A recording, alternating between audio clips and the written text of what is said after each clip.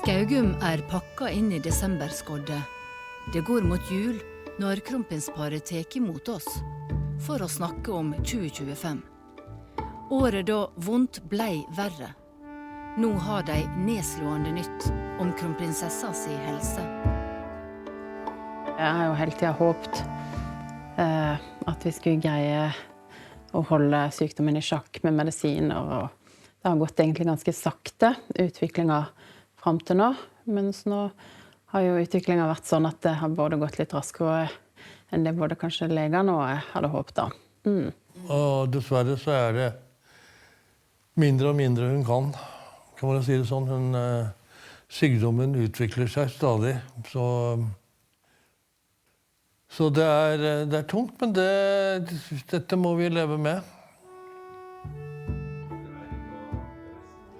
Kronprinsparet møter oss I biblioteket. Heimen deira pynta til jul. En velkommen pause, for ikke bare venter rettssak mot eldstesonen. Nå går det også mot lungetransplantasjon. Ja, vi har jo visst hele tiden med denne sykdommen at det jo den veien det går da. Men jeg tror nok det kom litt raskere enn I hvert fall det jeg hadde sett for meg og hadde håpet da. Det å bare tenke tanken I det hele tatt, at det det som neste steg, det jo ganske krevende, for det jo en operasjon med mye risiko knyttet til seg. Ja, det klart også for oss som veldig glad I Mette da, og ønsker at hun skal ha det bra, så det jo vondt at det blir vanskeligere, og så det litt vanskelig å skjønne kanskje hvor syk du fordi at hun ser jo veldig bra ut. Når hun sitter stille så kan det virke som hun jo helt fin, men vi ser jo at hun sliter mer med pusten. Orker mindre, har mindre overskudd og energi, blir oftere dårlig, kan komme litt sånn brått på. Så alle de tingene jo lett å legge merke til når, altså for oss som rett ved siden av.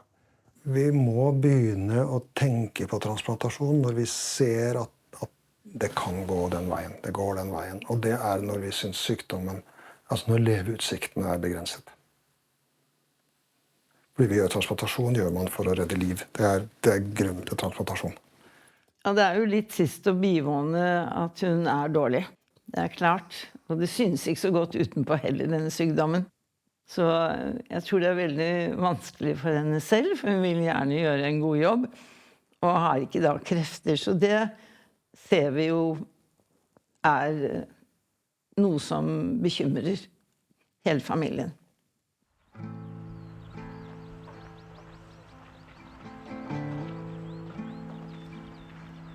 Kronprinsesse Mette-Marit har levd med lungefibrose I 7 år.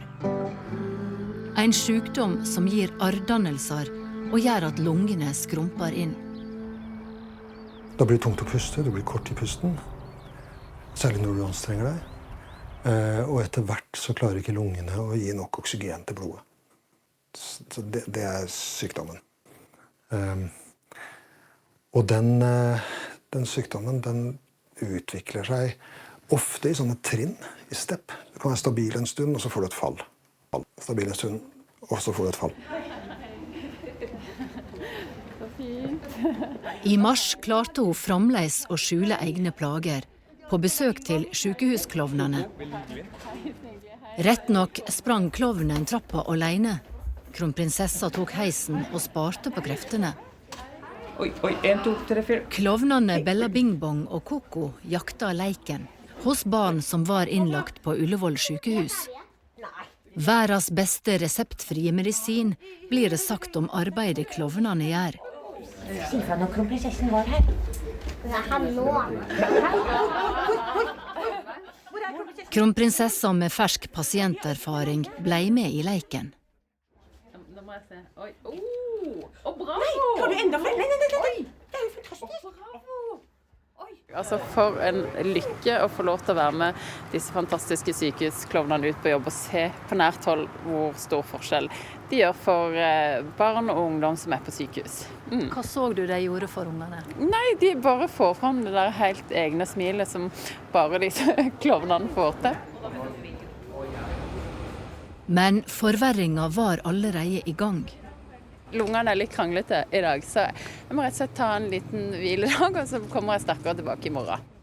Snart meldte kongehuset at sykdommen gav daglige symptom. At det var bare starten, visste ingen enda. Det var andre dag under verdensmesterskapen på ski i Trondheim. Norges nye TV-yndlinger sto på startstreken. Nå gjør vi det som en gjeng, folkens! Ja. Alle! Ja, da kjører vi alle. Alle eller ingen.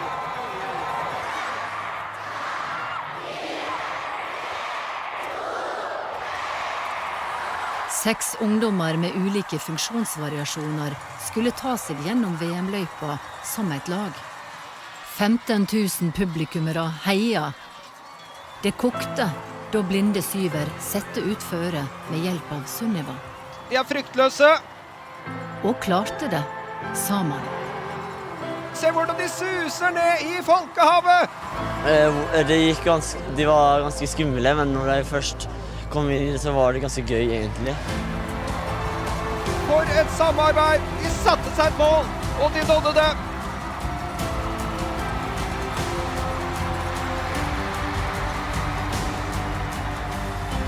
For en herlig gjeng, altså. Det var så, de er jo sånn man blir veldig fort glad i bare å ha sett dem på TV. Helt fantastisk! Jeg er så stolt av laget mitt. Jeg vet ikke hva jeg skal gjøre en gang.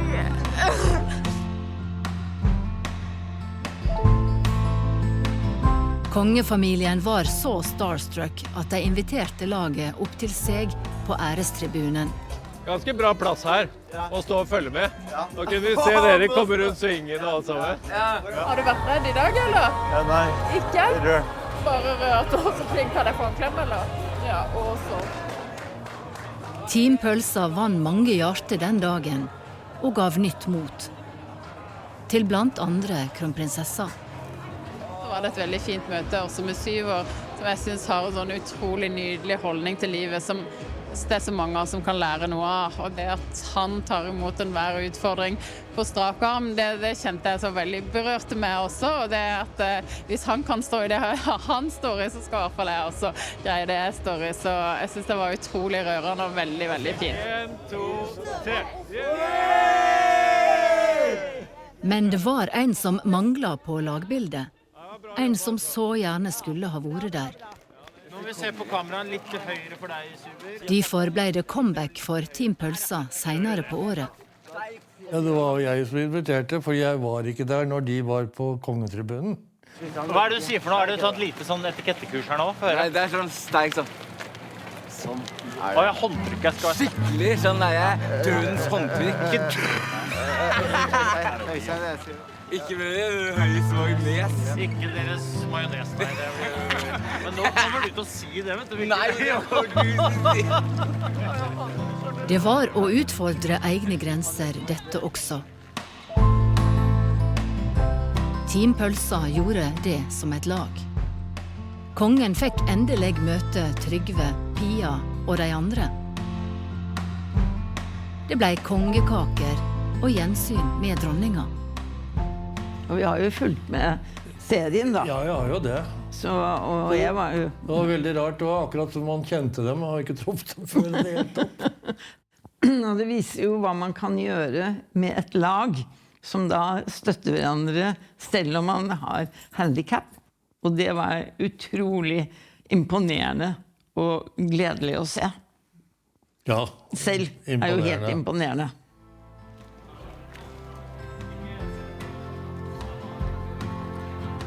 Det gikk. helt...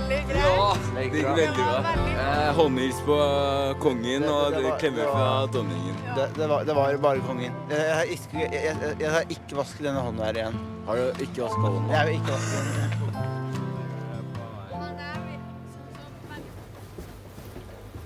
Ja, alle er jo like viktige når de kommer hit, og vi har jo veldig mange gjester som bare kommer hit en gang også.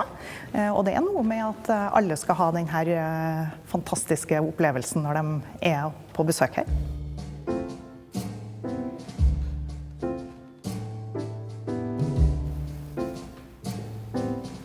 På slottet har kongen og dronninga sitt eget lag.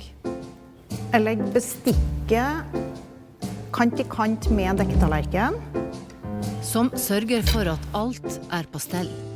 Det blir jo penere jo mer nøyaktig man gjør det. Og jo større bordet er, jo fortere ser man også ujevnhetene. Ingenting er tilfeldig når bord blir dekket til kongelig måltid. Vi gjør oss alltid like flid med oppdekking. Uansett om det er et veldig lite selskap, eller om vi skal ha 200.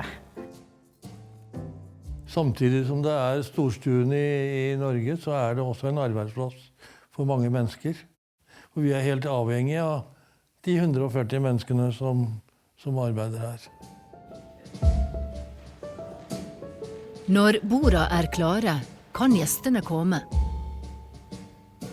Vi har alltid iført uniform når vi er på jobb, så også når vi dekker. Det er lagarbeid å drifte et slott fullt av tradisjoner.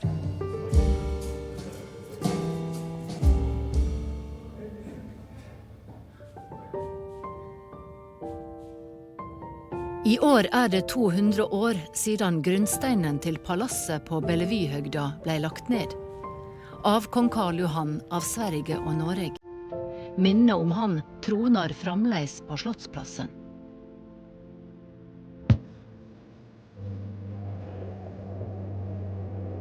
Søkkvått og iskaldt, men det var vårløsing i Indre Troms da ingeniørsoldatene i kontingent 2401 ble takket av. Blant de, hun som en dag blir øverste leder for Forsvaret. Soldat Alexandra fikk vernedyktighetsmedaljen. Førstegangstjenesten var fullført. Fint på en måte å debutere, og også veldig trist, for det er jo mange man har blitt godt kjent med og veldig glad i egentlig. Og så har det jo vært en veldig fin og lærerik tjeneste da. God dag, ingeniører! God dag, kronprins! For anledninga kronprinsen på plass, for å inspisere prinsessa sitt kompani. Det er jo litt merkelig å se pappa i en sånn situasjon, men det var jo veldig fint og tydelig også. Og hvordan var det for far? Nei, jeg synes jo det var flott da. Jeg er jo stolt, selvfølgelig, av Ingrid. En milepæl, sa kronprinsen, som vet at dette peker fremover, både for prinsessa og kongehuset. Og det understreker poenget om at det er Norge som skal forsvare Norge. Vi alle sammen skal være med og bidra til det. Og hun har nå 15 måneder lagt et grunnlag både for å kunne gjøre den delen, men også være vår statsoverhode en gang i fremtiden. Hva ser du i henne når du ser henne på denne dagen? Jeg ser to ting. Jeg synes jeg ser en dyktig soldat. Men så ser jeg også en fremtidig dronning. Kompaniets motto runger over leiren en siste gang. Plikt og ære! Alltid frem! Alltid frem! Alltid frem! Plikt og ære, alltid frem. Så var soldatlivet i nord over.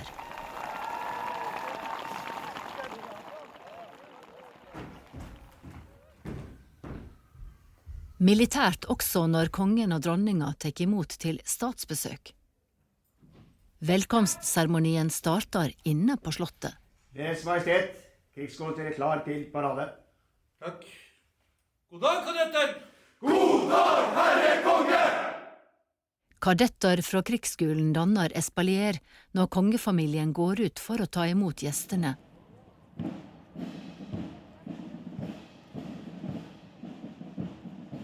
I april var det Island som kom på besøk. Det var historisk sus over Slottsplassen, for kong Harald hadde styrket laget. Prinsesse Ingrid Alexandra med på statsbesøk for første gang. 3 generasjoner sammen om oppdraget.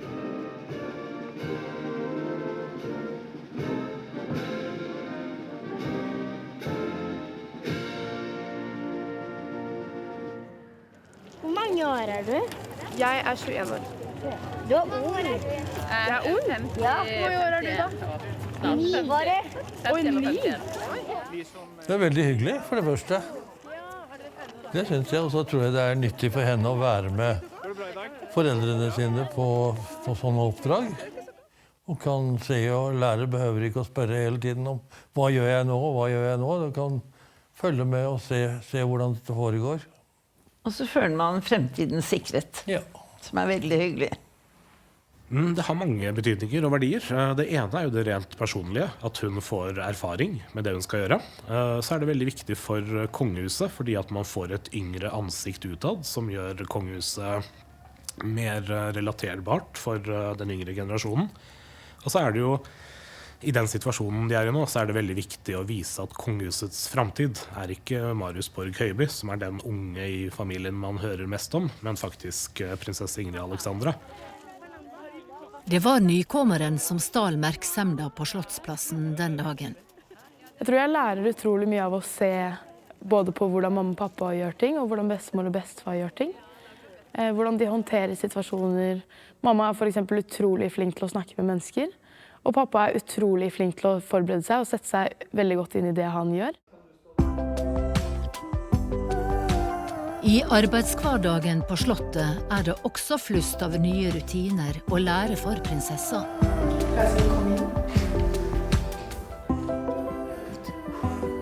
Som å gi audiens, som betyr å ta imot noen og høre hva de har på hjertet.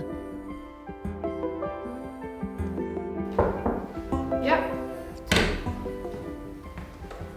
Skal vi høre et dansk klimapanel? Tusen takk. Hei! Hit er Jerusalem. Sånn, så kan dere få lov til å sette dere. Dere kan sitte hvor dere vil. Til første audiens på prinsessa sitt kontor, Barnas klimapanel. Det var ikke noe tilfeldig valg. Miljøagenter var mitt første offisielle oppdrag sammen med mamma når jeg var liten. Så jeg synes det var utrolig hyggelig å invitere de til Slottet. Og så er de jo utrolig flinke. De kan utrolig mye. Og jeg tror at det er veldig viktig å høre på barn og unge, spesielt når det kommer til klima, for det er jo tross alt deres fremtid. Herved erklærer vi Røde Kors sin sommerberedskap for åpent! Prinsessa var stadig å se på kongelig oppdrag. Også i tospann med veslebror prins Sverre Magnus. Jeg tenker jo definitivt at jeg alltid kommer til å trenge Magnus, men han må også få lov til å finne sin egen vei, og finne ut av hva han har lyst til å drive med. Og så tror jeg at det er en samtale som vi kommer til å ta i fremtiden, og finne ut av hvordan det skal fungere for oss, da, hva som kommer til å funke bra for oss.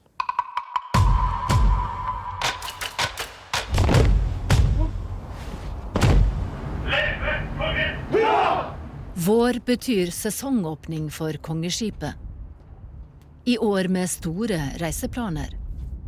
Men kongen, dronninga og kronprinsen bar på en stadig større bekymring.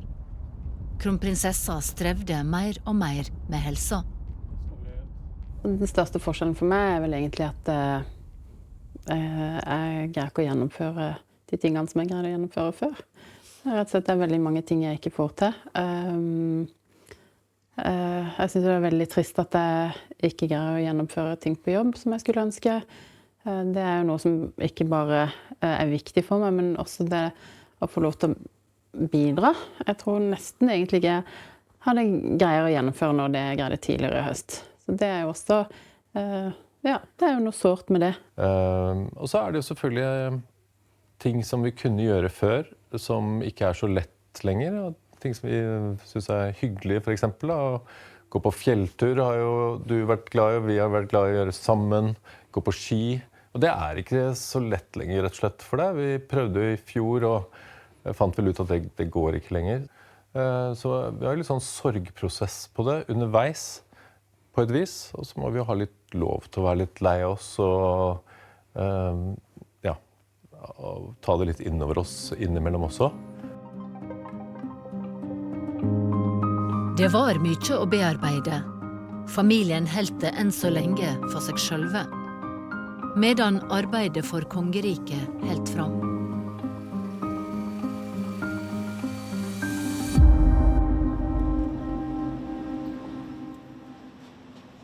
Verten stod klar på trappa da Norges statsminister kom på besøk til Det hvite hus. Jonas Gahr Støre kom godt forberedt, med en nøye uttenkt gåve som icebreaker. Ja, altså folk som besøker denne type besøk det vanlig å ha med en type symbolsk gave som vi utveksler. Og det vi fant fram sammen med ambassaden i Washington, det var et bilde av vår konge, kong Harald, da han levde i Washington. Dette et bilde av meg og hunden til presidenten, tror jeg, som het Falla, og det var en skotsk terrier. Og som sagt, vi var jo ofte på Det hvite hus, eller i Det hvite hus, og besøkte presidenten, og han var ofte hos oss. Og da hadde han jo med hunden sin, så vi ble jo godt kjent da. Så det var alltid morsomt og hyggelig å møte den. Men det var ganske morsomt at Støre tok det med, da. Ja. Jeg vet at Trump har ofte snakket om kongen, at han vet hvem han og har stor respekt for ham. Men det å se han som barn i hans egne omgivelser, det understreket jo da hvilke bånd Norge og USA har å bygge på. And I respect the king. He's highly respected in Norway. It's a great thing, not an easy thing to do. He's done a great job. Yeah. Would you like an invitation to visit the king? Absolutely. You get me that invitation. I just told the president he's welcome to visit Norway.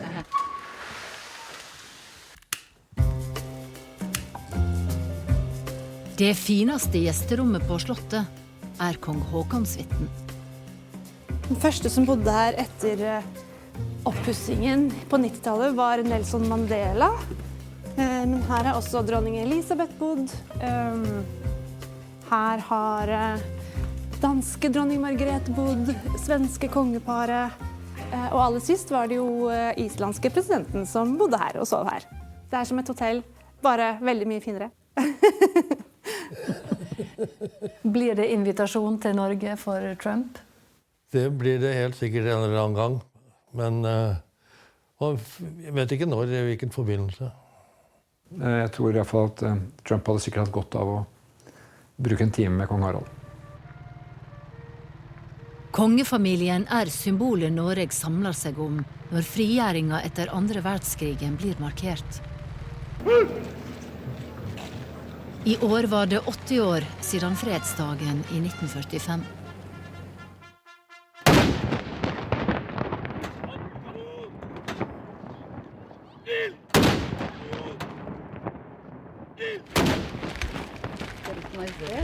Kong Harald ville holde si tale for dagen i Trandumskogen, staden der 173 nordmenn ble likvidert av tyske okkupanter under krigen. Døde de forgjeves? Nei, ikke hvis vi klarer å stå sammen om å beskytte det de døde for. Jeg den tredje norske kongen som har tatt valgspråket alt for Norge. Det betyr I ytterste konsekvens å offre alt, også livet, for Norges frihet og selvstendighet. Bare dager senere kom kronprins Håkon til krigen som herjer I dag. Til de som nå gir alt for Ukraina. Ja, jeg tok jo tog inn, som du sier. Det jo en togreise på en 10 timer, kanskje. Nattog, så du ligger jo litt sånn og rister og prøver å sove litt på vei inn. Kom fram tidlig på morgenen. Og da kommer jo krigen og det som ukrainerne står I veldig mye tettere på, selvfølgelig. I Kyiv møtte kronprinsen skadde soldater på et rehabiliteringssenter. Mange av de kom jo da fra fronten og hadde vært med å utkjempe krigen. Hadde jo store skader, splintskader. Noen hadde måttet amputere et bein eller en arm. Men det klart, det sterkt å møte de som virkelig har fått livet sitt forandret på grunn av store skader i krigen. Well, it's an important fight that you have been fighting, I see. So thank you very much for your service. Nice to meet you. Det jo et voldsomt offer som Ukraina gjør som nasjon, men også de enkelte individene. En lys junikveld segler kongeskipet ut fra kysten av Nord-Troms med kursen videre mot nord.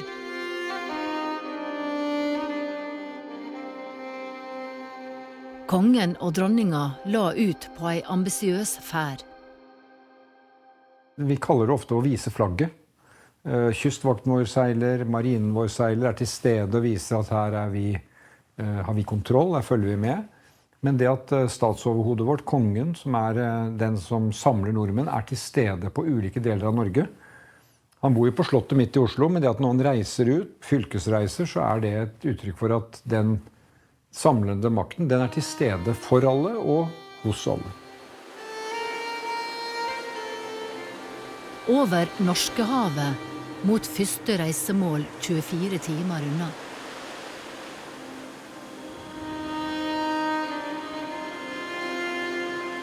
Forbi Norges nordligste oljefelt, Johan Castberg, med kongeflagget i toppen av masta. Det var monarken som var på vei.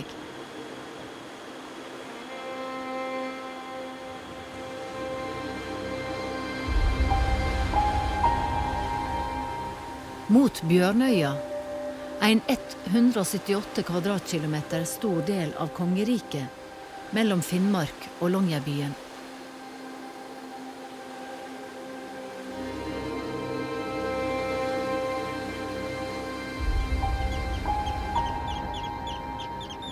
Der gav rødsildre et hint av arktisk vår. Der fisker røye her på Laksvannet, som røkt og gravet.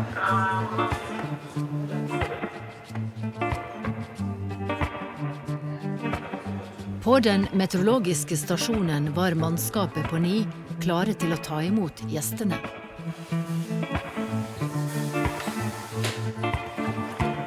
Ja, det jo stor stas, selvfølgelig. Vi jo veldig glad i denne øya og stolt av det vi har her, så vi vil jo veldig gjerne vise det fram, og vi tenker at det ganske forskjellig fra det de opplever ellers. Plan A var helikopter. Det var bare ett problem. Skodda. Ja, i normaltilfeller så ville dette vært en situasjon der vi ikke ville fått et helikopter til å lande på stasjonen her. Å gå i land på Bjørnøya regnet som litt av et sjansespill. Det lite som skjermer mot sterk vind og uforutsigbare bølger. Så med kongeskipet gjemt i skodda, ble plan B iverksett. Oppdraget var å få kongeparet i land og opp til veistasjonen. Og så var det noe ekstra spesielt med denne Bjørnøya-situasjonen, for det at Bjørnøya nå jo i et sånt sikkerhetspolitisk veldig viktig sted. Jeg tenker at det veldig flott, og så det helt unikt. Det ingen kongelige som har vært på denne øya før. Det var jo ikke det beste været, da. Nei, det var det ikke, men det vi vant til i og for seg. Ja, absolutt. Så det var litt tåke og sånt, og det måtte gjøres om litt på programmet. Man kom i land. Men så var det jo veldig spennende om man kom i land. Om man kom i land i det hele tatt, så det var så spennende at jeg sendte dronningen først.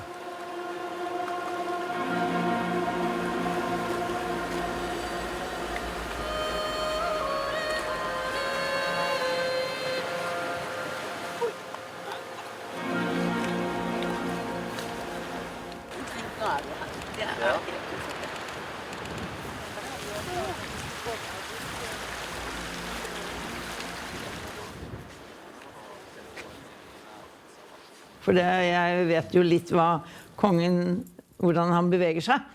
Så det var greit å være en prøveklutt. Og det gikk fint.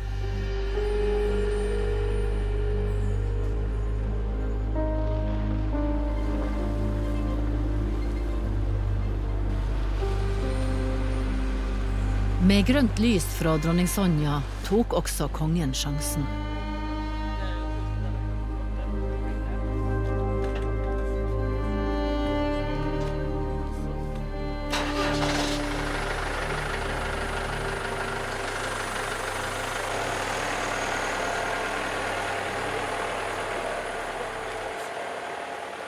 Det var ganske morsomt å se da. En havebenk og stoler opp et lasteplan bak en sånn doning. En traktor. Ja, det gjorde seg godt i landskapet.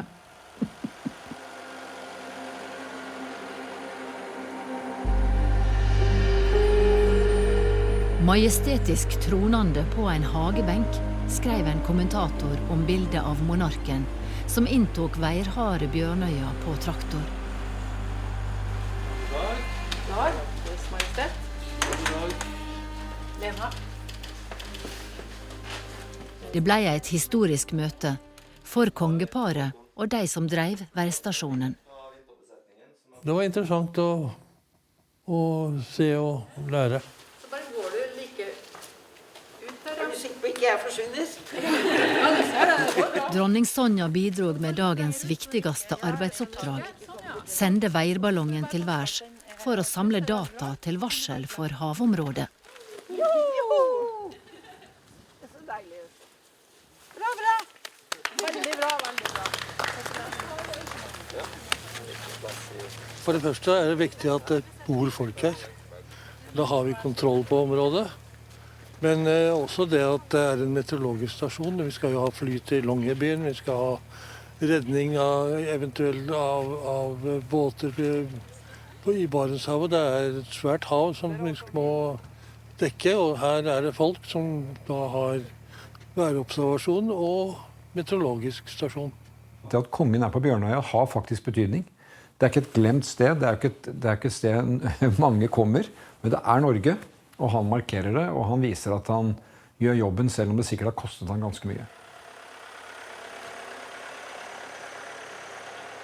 De bildene av kongen på lasteplanet bak traktoren der, jeg ble jo litt stolt når jeg så dem der oppe, og tenkte at dette er jo en bit i alt for Norge. Det er det kongehuset jeg kjenner, og jeg tror veldig mange nordmenn kjenner, og det er ikke den kongefamilien som selger gin og saksøker forlag for å få stoppet bøker.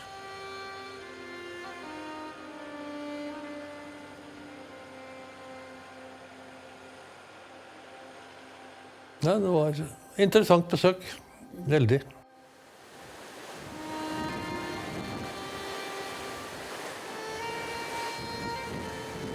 Så helt den strabasiøse reisa fram. Det ble ruskete over Barentshavet for majestetene ombord på kongeskipet. Jo, det var noe, hva skal jeg si, kupert, men ellers så var det jo greit. Vi har vært med på verre, må jeg si. Har det. Ja, absolutt. Men det er klart det er, når man ikke er vant til å være på sjøen, så bevegelser er ikke behagelige. Nei. Det beste man kan gjøre da er bare å gå og legge seg. Ja, rett og slett. Og holde sengen.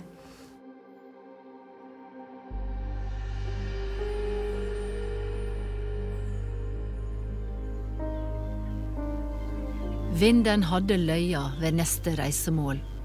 Farmhamna ligger vest på Svalbard, i isbjørnens rike. Dette er den ene av 2 fangststasjoner som fremdeles er i drift. Her har en familie slått seg ned for å ta en tradisjonsrik næring videre.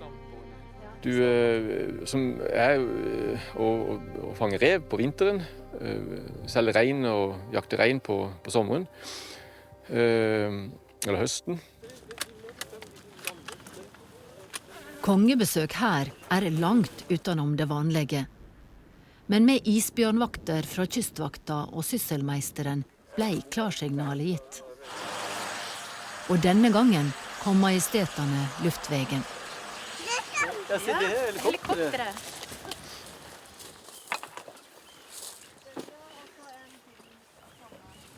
Nå får vi ikke lang tid med dem, men Vi har ikke tenkt å plage dem med enda mer aktivitet, altså. La de slappe av litt, de også. Vi tenkte vi skulle invitere til stillhet og ro. Det er ikke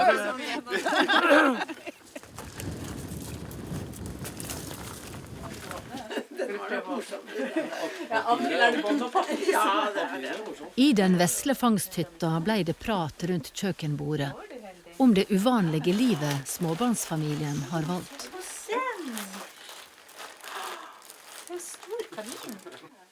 Veldig hyggelig. Veldig koselig, morsomt å treffe folk som tar opp igjen det gamle fangstlivet. Plukker kongen opp noen jakttips fra familien her? Nei, jeg tror ikke det. Det er en annen form for jakt enn det vi driver på fastlandet. Ja, NRK. Jeg hadde et spørsmål til om man fikk en jakttips. Ja. Det var motsatt. Det var vi som fikk jakttips. Og hva jakttips var det kongen ga til Brunner? Ingen, jeg vet ikke engang at jeg har gjort det. Det er yrkeshemmelighet. Yrkeshemmelighet er et godt ord. Takk for nå.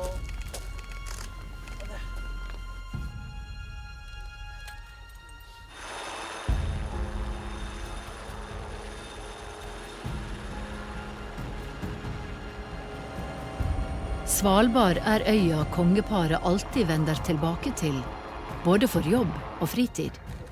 Det har blitt flere turer for å markere norsk suverenitet. Noen luftigere enn andre. Det er i dag 55 år siden Norges formelle overtagelse av suvereniteten over Svalbard fant sted.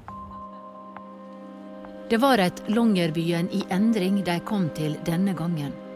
Bare dager før siste gruve skulle stenge for godt. Kålindustrien har gitt arbeidsplasser på Svalbard siden 1916. Det er jo veldig vemodig at over 100 års gruvedrift nå snart er over. Og det er jo trist og vemodig at et så fantastisk arbeidsmiljø som det vi har her i gruva nå snart er over. Det var veldig spesielt å vite og besøke for eksempel Gruve 7 da. Og for alle de som arbeidet der, så var det en prøvelsestid, tror jeg.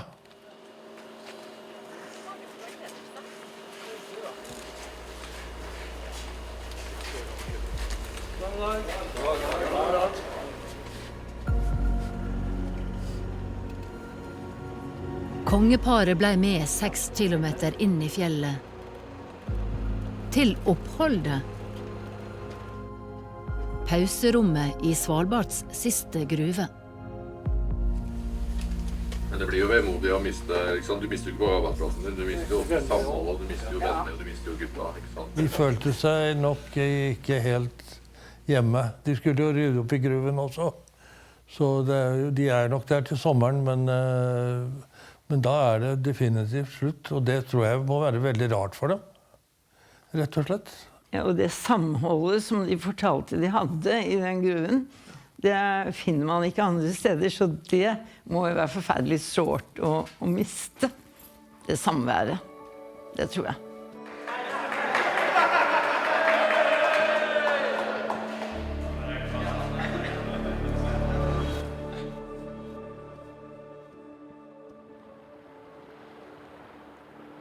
Ambisiøse dager i nord, for å heve flagget, møte nordmenn og være til stades i kongeriket.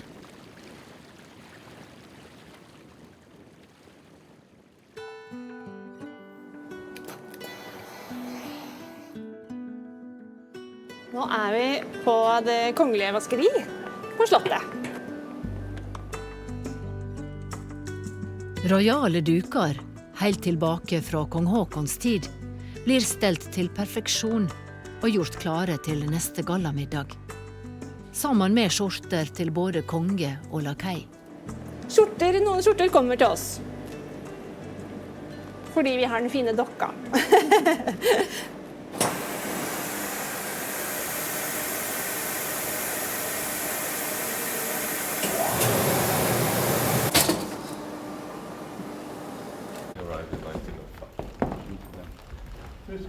You're American.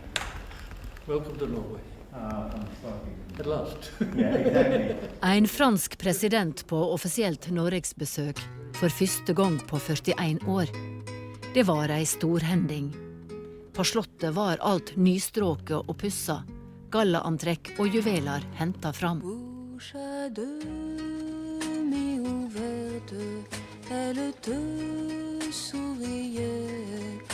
Det var dekket til fest i den mest staselige salen.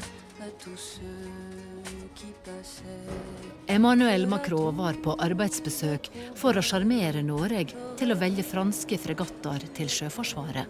Ja, vi elsker dette landet som det stiger frem, fyret feibit, overvannet med de 1000 hjem. Votre Majesté.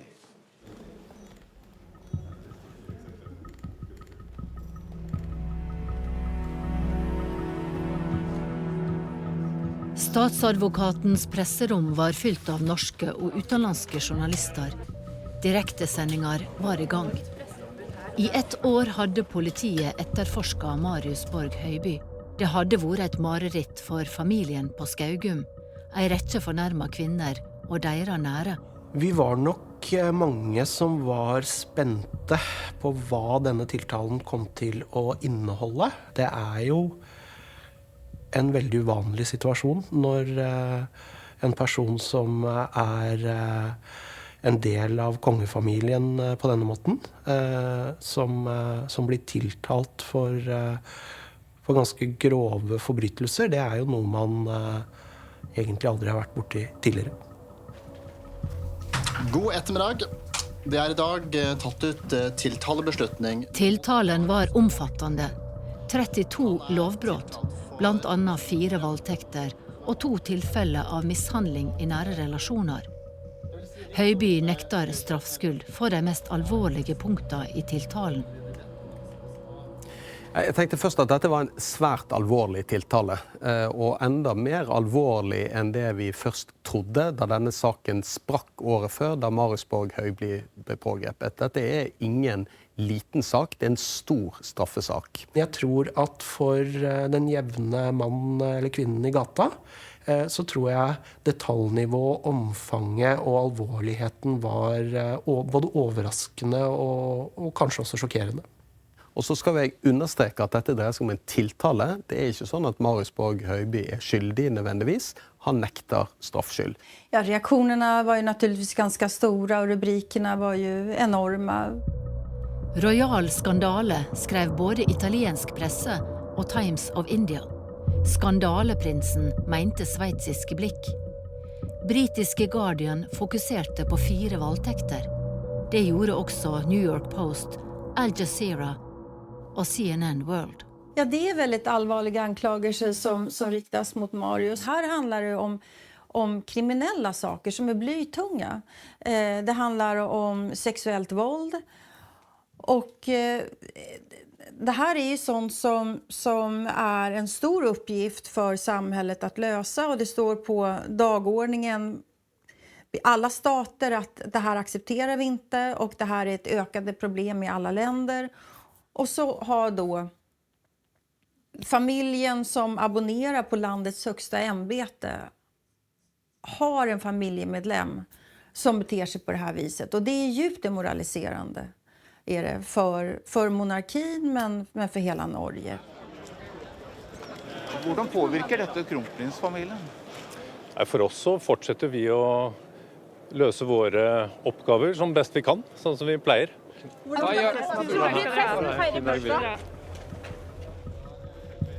Kongehuset helt fast på sin mediestrategi, sier minst mulig ingenting om straffesaker.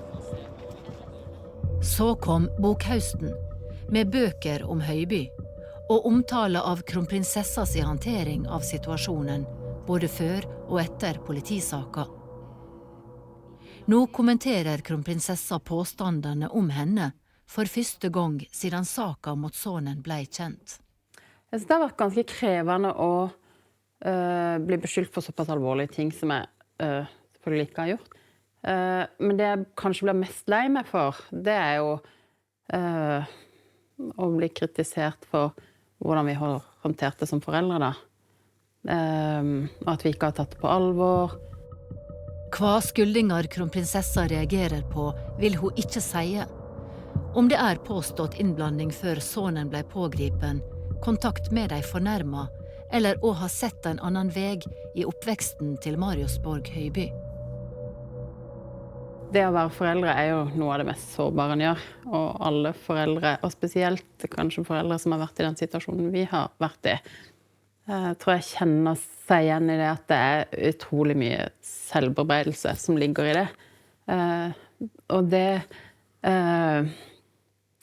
å bli så hardt kritisert i en situasjon hvor vi har prøvd å gjøre så godt vi har kunnet, og søkt profesjonell hjelp. Vi har tatt den hjelpa, vi har fått hjelp, ikke bare med Håkon, men også pappaen til Marius. Men jeg synes, når det skal komme såpass kraftig kritikk av ting vi gjør, så må den kritikken være basert på at påstandene er riktige, da. Det velger å ikke være konkrete. Det velger sjelden å ta til motmæle og hvorfor det? Fordi vi har vært veldig tydelige på at vi ikke går inn, og det har vært vår oppfatning hele tiden at denne saken må behandles i rettssystemet. Og det er der han hører hjemme. Og vi ønsker ikke å gå inn på I selve saken, nei. På selve saken, nei, eller private forhold, før det er håndtert i rettssystemet. Og så kan vi heller uttale oss om det senere, hvis det er naturlig. Men vi synes ikke det er naturlig. Og det synes jeg ikke gir rett og folk rett til å komme med masse påstander som ikke er sanne av den grunn. Nei, ikke sant. Og det er jo noe med det som fort skjer, da. Ja, som fort skjer når en ikke velger å gå ut og kommentere ting. Men sånn er det å være, ja. Nei, så jeg har kjent litt på at jeg synes det er litt sånn, ja, krevende, for å si det mildt. Men I hvert fall dette her med at vi ikke har tatt på alvor, for det har vi jo gjort. Ja. Det en stor glede og en ære å kunne ønske velkommen til scenen Hans Kongelige Høyhet Kronprins Haakon. Midt I bokuroen kom kronprinsen til Redaktørforeningens 75-årsjubileum for å holde festtale. Kjære redaktører, tenk at dere har invitert meg. Nei, det var veldig spesielt. Og det klart at her var det et jubileum, så det var egentlig naturlig at kronprinsen stilte på et sånt jubileum, men bakteppet var jo spesielt. Dagen før hadde Høiby gått rettens veg for å få stoppa boka Hvite striper, sorte får, på grunn av påstander han mener usanne. Høiby tappte saka. Det illustrerer også dilemmaene til kongefamilien, der de på den ene siden skal beskytte noen verdier som vi har I dette samfunnet, og de skal stå opp for institusjoner, og samtidig da så har de en sønn som da som ligger da I konflikt med de samme institusjonene. Så det jo noe paradoksalt over hele opptredenen til kronprinsen. Men så det jo også sånn at den jo ikke ubegrenset, ytringsfriheten heller ikke I norsk lov. Så hvis man mener at loven brutt, så kan jo alle borgere I Norge få søkt å ta dette opp I rettsapparatet. Og det en rettighet som Marius også har. Og det jo, tenker jeg, en sivilisert måte å finne ut av en uenighet på. Råder du Marius til å gå rettens vei for å få stoppet den boka? Våre interne diskusjoner har jeg ikke lyst til å gå inn på.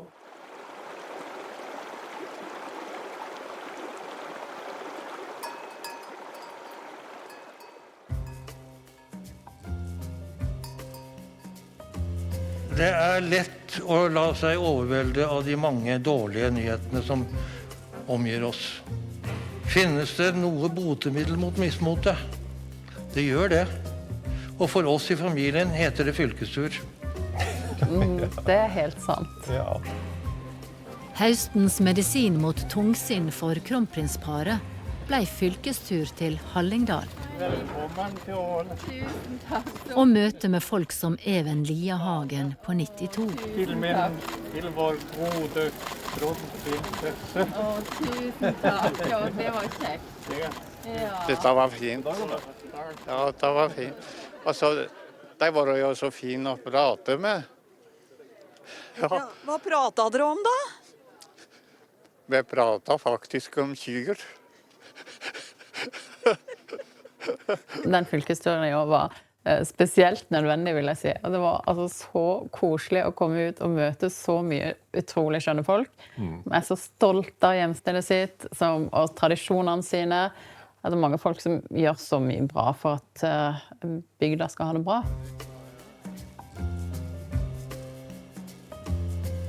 Kronprinsen var på Gol for 6 år siden også, og gav veggen på læringsstaden Ungen Vest en eksklusiv signatur. Jeg vasket denne vekk. Signaturen forsvann under skurekluten til Shiman Kadir. Hun er reinhalderen som vasker for rent. Jeg vasket godt, men i går sjef klemmer på meg og sa tusen takk, du vasket sånn alt skimen. Kommer ny, sånn til kong, signer det en gang til. Ja. At kronprinsen kom for å skrive på veggen en gang til, og kronprinsessa ble med, var mer enn plaster på såret for Shiman. Er du glad for det? Veldig, veldig. Jeg liker Norge. Norge er veldig snill.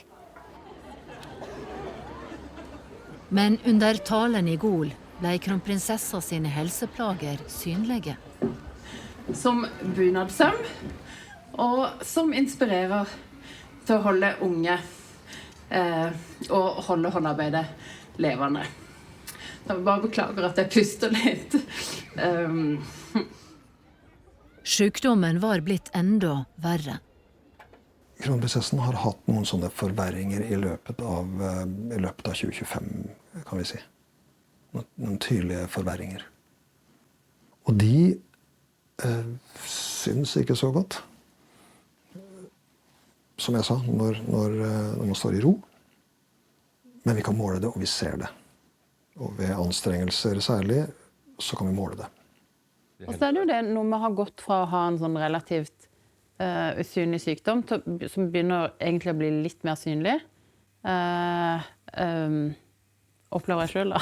Ja. Altså, det greier ikke å lure folk til å tro at jeg er så frisk lenger. Sant? Det er jo noe med det også. Og det synes jeg jo også en... det er noe sårbart i det, på et eller annet vis da.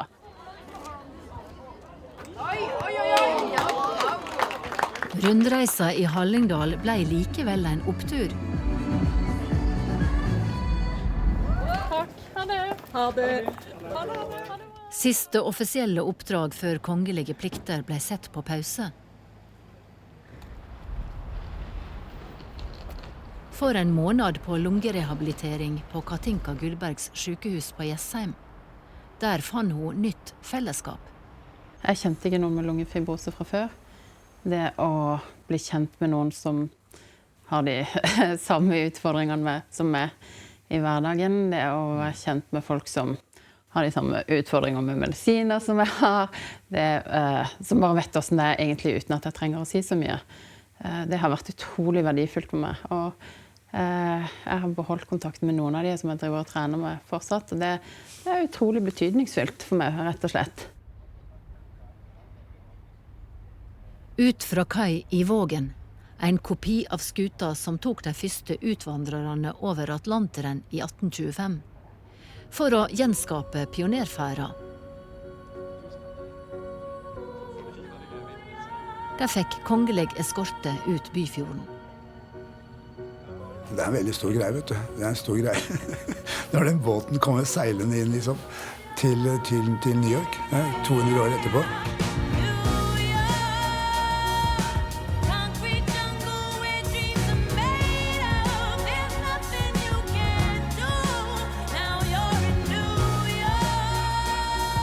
Det var fest på Pier 16 da restaurasjonen kom fram. Kronprinsen var på plass i storbyen, også for å pleie forholdet til USA i dag.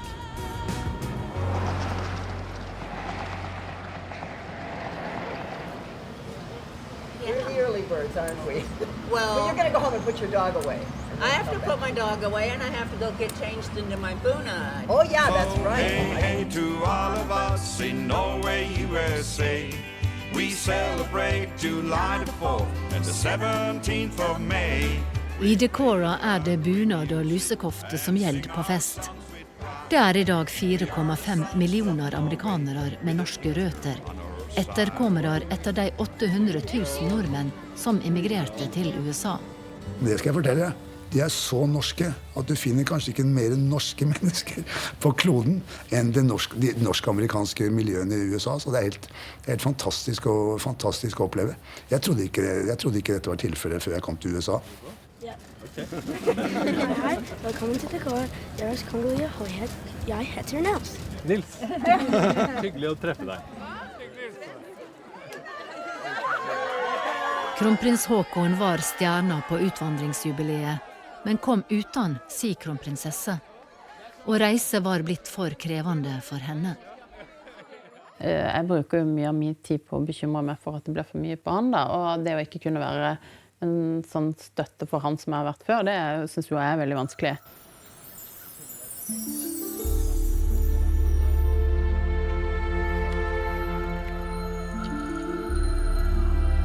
Bare det å være ute I naturen jo noe som gjør at jeg kommer litt sånn tilbake I balanse. Jeg utrolig heldig. Jeg kan sitte her ved Jostedalsbreen I noe av den fineste naturen som vi har I Norge.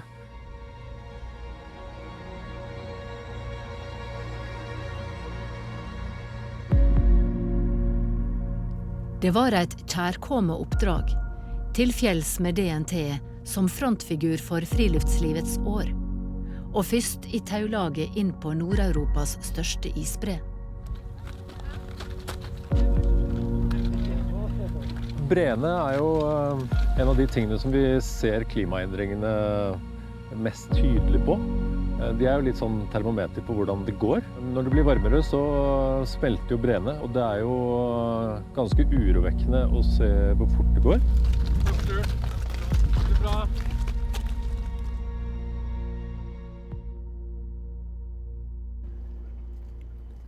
En tirsdag I september var det premierefest et par steinkast fra slottet.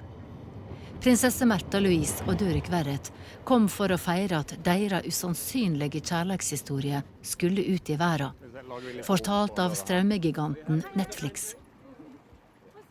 Norsk presse gikk de rett forbi.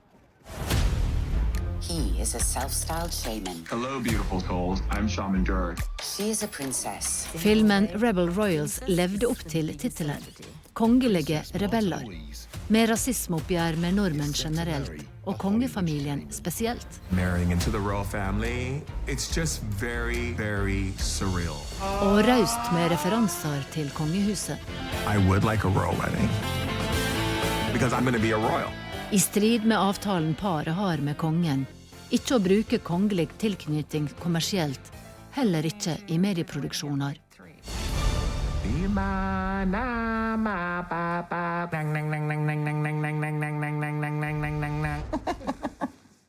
Om man ska tro Märtha Louise så vill hon säger så här, nej men det här, jag har aldrig velat vara prinsessa, det här är inget viktigt för mig. Så gifter hon sig med en man som ingenting hellre vill än att vara prins. Så det finns ju en paradox I det där äktenskapet som är dynamisk kan man väl säga då. Men samtidigt som hon säger att hon inte vill vara prinsessa så utnyttjar hon ändå sin prinsessroll. Den ganske skadelig. Det jo noe som undergraver integriteten til kongehuset, blant annet dette at kongehuset ikke kan være til salgs, men også det at de står for verdier som veldig fjernt fra det som kongehuset representerer. Kongehuset skal være samlende, de skal ikke være splittende eller kontroversielle, de skal ikke ligge I krig med mediene, de skal ikke snakke stygt om Norge og nordmenn ved nærmest enhver anledning. I fjor skapte dukene I Geiranger reaksjoner. I år var det historia bak.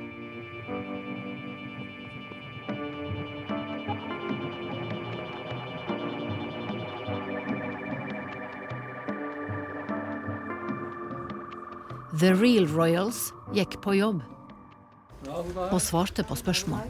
Jeg har sett filmen, men andre tror jeg må bedømme innholdet i den.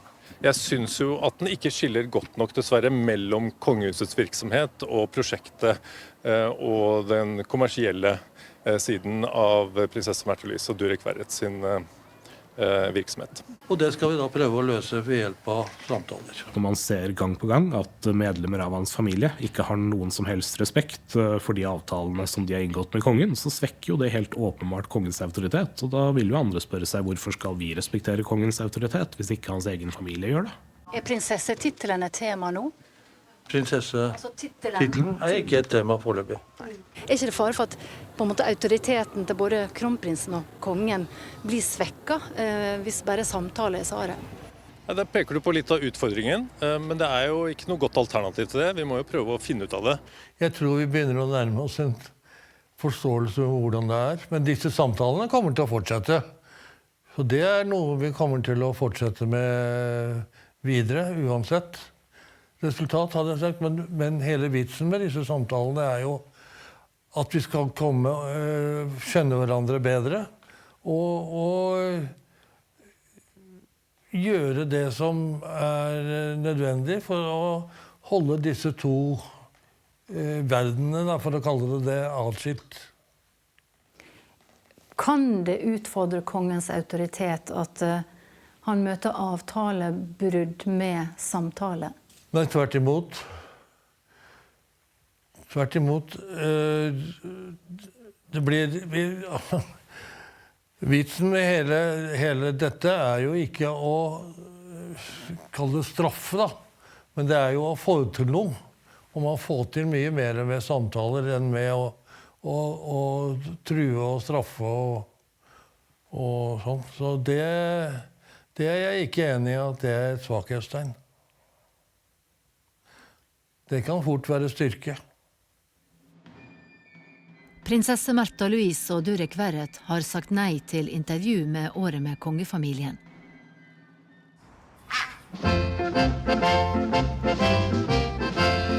Once a jolly swagman sat beside the billabong under the shade of the coolibah tree, and he sang as he sat and waited by the billabong. Var det surfestrendene som lokka? Eller storbylivet? Eller å være 16 000 kilometer hjemmefra? When it was announced by the palace that Princess Ingrid Alexandra was moving to Australia to study, wow, that was just a big moment for us. As royal fans, royal watchers, we all wanted to know, who is she? Jeg trives utrolig godt her. Det er jo en veldig vakker by, det er mye å finne på. Og hva finner dere på? Nei, det er veldig mye forskjellig egentlig. Vi er jo mye i området rundt universitetet. Og så drar vi ut noen ganger, går turer, drar på stranda, sånne ting.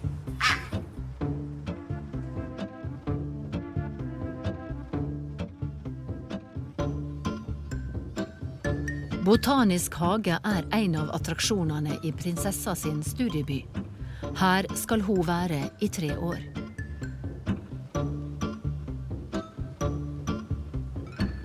Jeg synes jo at å komme inn og studere på et nytt språk, jeg har jo ikke studert på engelsk på veldig mange år, og skjønne seg på et helt nytt system som er litt annerledes enn det vi har i Norge, det er jo litt vanskelig i begynnelsen. The University of Sydney is one of Australia's most prestigious places to study, and when it was announced that the princess was coming to Australia, I certainly wasn't surprised that that was the place she had chosen to study. And I've spoken to a few students and they say that she really does fly under the radar. You wouldn't know she's there.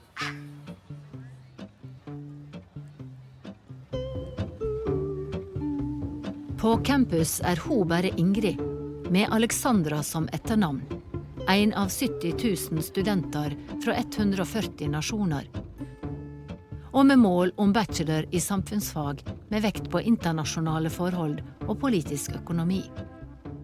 Jeg tror definitivt at utdannelsen min kommer til å være veldig relevant for fremtiden.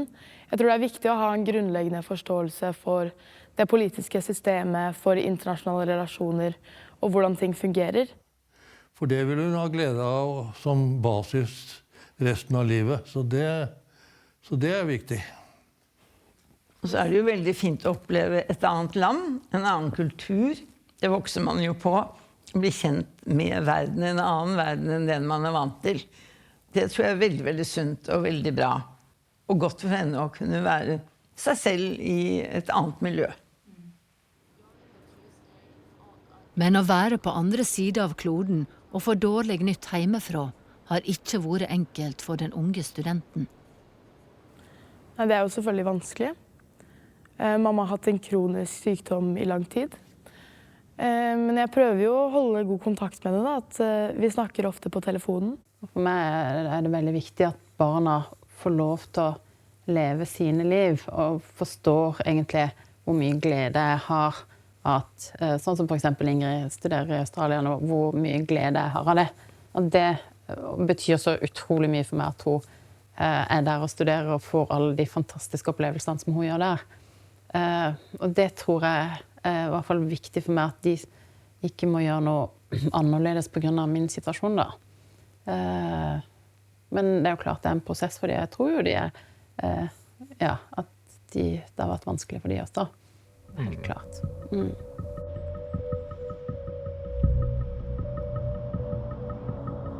Det har vært et tungt år for kongefamilien.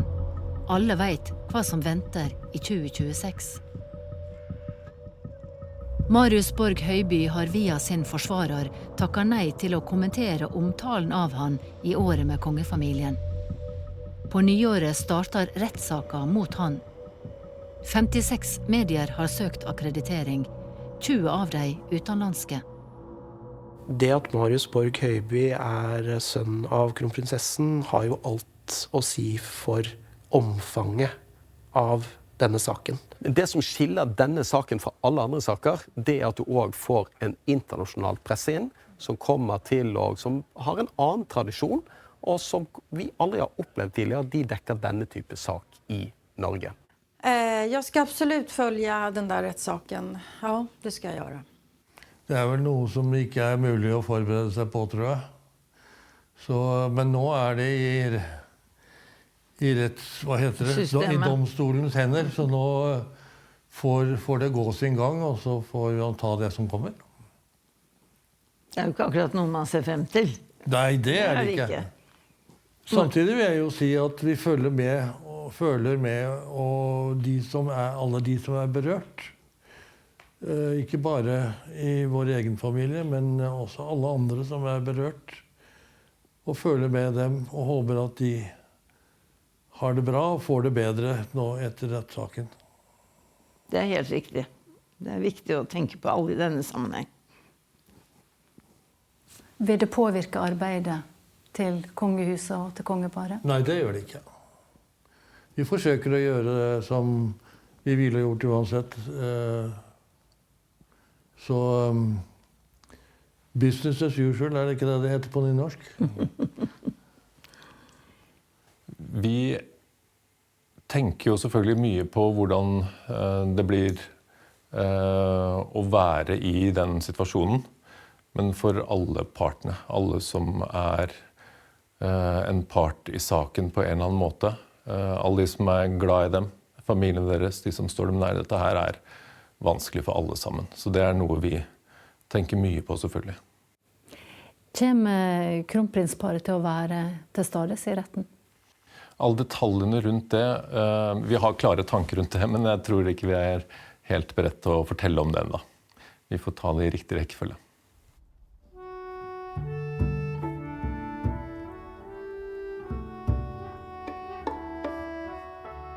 Når vi står i en så krevende situasjon på flere fronter, som du sier, både med min helsesituasjon og den situasjonen med Marius, så er det jo klart at det er viktig for oss å finne de små hverdagsglederne, ha litt galgenhumor på ting, i hvert fall når det gjelder min helse, som vi jo ofte har.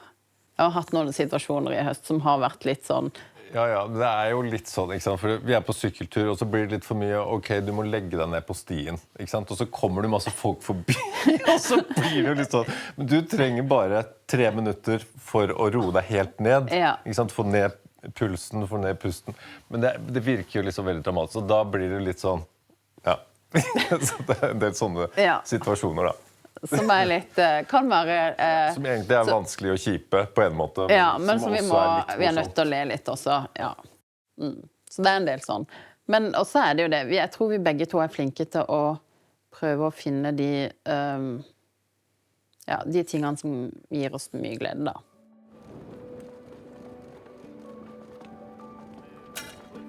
Det har vært enda et år fullt av bekymring. Større enn vi har visst. Svaret har vært business as usual for kongeriket. Trøsta ligger i framtida. Og alt en kan få til sammen, som et lag. Det jo bra det. Vi har jo hatt en ganske sånn lang periode nå, hvor kongen og dronningen har gjort mye, og vi har hatt fullt program. Og det har vi vært heldige å ha hatt i ganske mange år, egentlig. Og så går jo disse tingene litt opp og ned, da, naturlig nok, i en familie og i et kongehus. Det ligger jo litt i institusjonens natur. Så det veldig hyggelig, det der å ha de 3 generasjonene, for det viser jo litt det der lange perspektivet da, som ligger som grunnmuren i kongehuset og institusjonen. Although it's been said many times, many ways, Merry Christmas to